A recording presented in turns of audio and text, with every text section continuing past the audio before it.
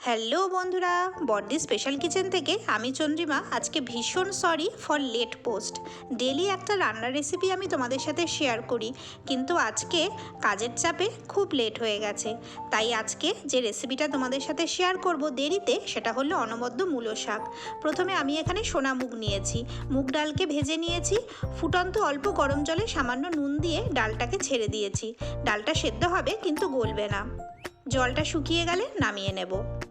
এবার মূলো শাককে ছোট ছোট করে কেটে দুটি কাঁচা লঙ্কা ও অল্প জল দিয়ে একটা পেস্ট বানিয়ে নিয়েছি।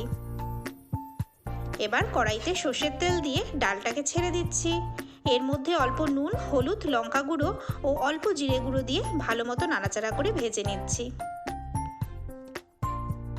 এরপর কড়াইতে সর্ষের তেল দিয়ে শুকনো লঙ্কা ও কালো জিরে ফোড়ন দিয়ে মূলো শাকের যে পেস্টটা বানিয়েছিলাম সেটা ঢেলে দিচ্ছি। কিছুক্ষণ নাড়াচাড়া করে নুন, হলুদ, জিরে গুঁড়ো ও স্বাদ অনুযায়ী চিনি দিয়ে ভালো মতো কষিয়ে নিচ্ছি।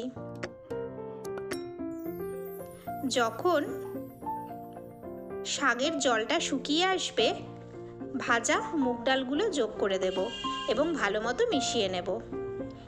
এইভাবে নাড়াচাড়া করতে করতে শাকের জলটা শুকিয়ে যখন এলো, তখন মুগ ডালটা আমি ছেড়ে দিচ্ছি। ভালো মতো মিশিয়ে নিচ্ছি।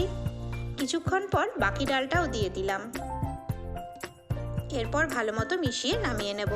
আশা করি তোমাদের ভালো লাগবে অনবদ্য মূলো শাক। তোমাদের যদি ভালো লাগে তাহলে প্লিজ আমাকে কমেন্ট করো, লাইক, শেয়ার আর সাবস্ক্রাইব করো। তাহলে আজকে এখানেই, কালকে আবার একটা নতুন রেসিপি নিয়ে আসবো।